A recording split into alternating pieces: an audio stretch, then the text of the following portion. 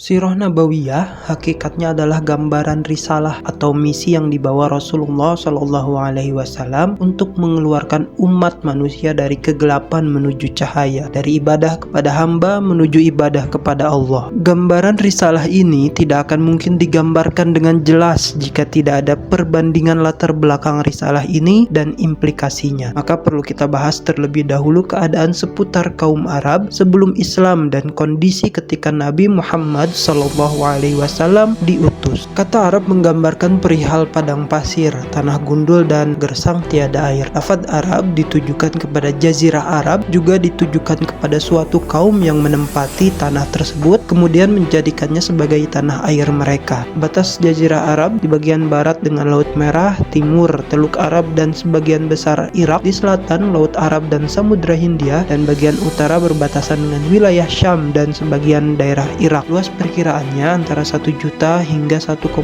juta mil persegi. Jazirah Arab terletak di antara benua yang sudah dikenal di dunia lama dan menyambung dengannya baik daratan maupun lautan. Sisi barat laut merupakan pintu masuk menuju benua Afrika, sisi timur laut merupakan kunci masuk menuju Eropa, dan timurnya merupakan pintu masuk bangsa-bangsa asing Asia Tengah dan Timur Jauh terus hingga India ke Cina. Demikian pula kondisi lautnya berbatasan dengan benua-benua tersebut, sehingga bagian utara dan selatan Jazirah Arab merupakan tempat berlabuh berbagai suku bangsa dan pusat pertukaran niaga, peradaban, agama, dan seni. Kondisi Jazirah Arab hanya dikelilingi padang Sahara dan gurun pasir menjadikannya benteng alami yang kokoh, seakan tidak memperkenankan kekuatan asing untuk menjajah mereka. Oleh karenanya, penduduk Arab hidup bebas dalam segala urusan mereka sejak zaman dahulu, padahal mereka bertetangga dengan dua imperium raksasa kala itu, yakni Romawi dan Persia. Para sejarawan membagi kaum Arab berdasarkan garis keturunannya menjadi 3 bagian. Yang pertama Arab Ba'idah, yakni kaum Arab kuno yang sudah punah dan tidak mungkin terlacak rinciannya seperti Ad, Samud, Tasem, Judais, Imlak atau bangsa raksasa dan lainnya. Yang kedua adalah Arab Aribah, kaum Arab berasal dari garis keturunan Ya'rib bin Yasjub bin Qahtan, disebut juga Arab Qahtaniyah. Dan ketiga adalah Arab Musta'ribah, yaitu kaum Arab berasal dari garis keturunan Nabi Ismail alaihissalam, disebut pula Arab Adnaniyah. Arab Aribah atau Qahtan adalah berasal dari Yaman, berkembang menjadi beberapa kabilah dan marga. Yang terkenal adalah 2 kabilah, yakni Himyar dan Kahlan. Kemudian marga-marga dari Kahlan banyak yang meninggalkan Yaman menjelang kejadian banjir besar karena kegagalan berdagang akibat penguasaan Romawi terhadap Mesir dan Syam, dan juga karena persaingan dengan marga-marga dari kabilah Himyar karena terbukti marga-marga Himyar masih tetap eksis di Yaman. Marga Kahlan yang meninggalkan Yaman dapat dibagi menjadi 4 golongan. Yang pertama Ad, anak keturunannya diantaranya adalah suku Aus dan Khazraj di Madinah. Kemudian suku Khuza'ah yang mengusir penduduk asli Mekah, yakni suku Jurhum. Ada juga yang menetap di Oman, Tuhamah dan Syam yang kemudian melahirkan raja-raja Al-Ghassaniyah. Yang kedua Lakhm dan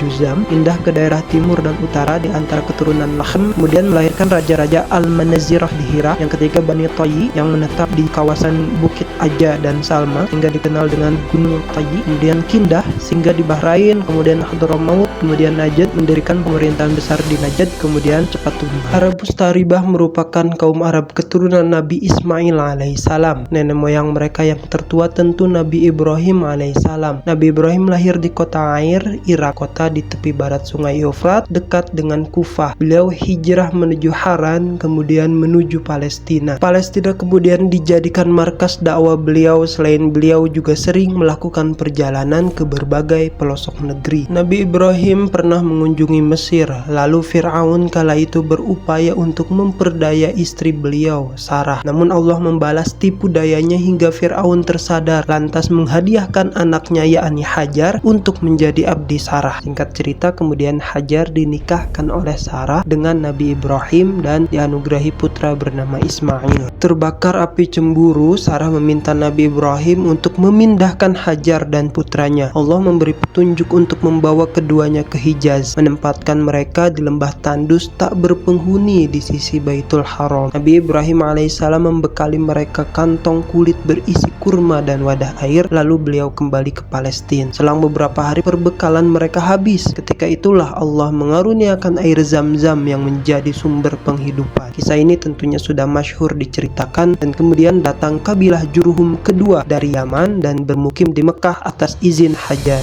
Singkat cerita, Nabi Ismail alaihissalam menikah dengan putri Madad bin Amr, pemuka kabilah Jurhum. Dari pernikahan Nabi Ismail alaihissalam dengan putri Madad, beliau dikaruniai 12 orang anak yang semuanya laki-laki. Mereka kemudian berkembang menjadi 12 kabilah. Profesi mereka sebagai pedagang dari Yaman ke Syam. Seiring berjalannya waktu, mereka kemudian menyebar ke penjuru jazirah hingga keluar jazirah dan kemudian tenggelam di bawah zaman, kecuali anak cucu Nabit dan Qaidar. Anak cucu Nabit mengalami kemajuan pesat di bagian utara Hijaz hingga mampu membentuk pemerintahan kuat yang dipatuhi para penduduk di sekitarnya, menjadikan Al-Battar sebagai ibu kotanya hingga muncul pasukan Romawi yang menumbangkannya. Anak keturunan Qaidar bin Ismail masih menetap di Mekah, beranak pinak hingga lahir Adnan dan anaknya Ma'ad. Darinya lah orang Arab menisbatkan nasab sebagai Arab Adnaniyah. Adnan adalah kakek ke-21 dalam silsilah keturunan Nabi SAW. Sedangkan dari Adnan ke Ibrahim alaihissalam terdapat 40 generasi. Keturunan Ma'ad yakni Nizar menurunkan 4 kabilah, dan yang terkenal adalah Rabi'ah dan Mudar. Dari Rabi'ah menurunkan Asad bin Rabi'ah, Anzar, Abdul Qais, Bakr dan Taghlib bin Wa'il, Hanifah dan lainnya. Mudar bercabang menjadi 2 kelompok besar, yakni Qais Ailan bin Mudar dan marga-marga dari Ilyas bin Mudar. Dari Qais Ailan muncul Bani Sulaim, Bani Hawazin, Bani Ghatafan. Dari Ghatafan muncul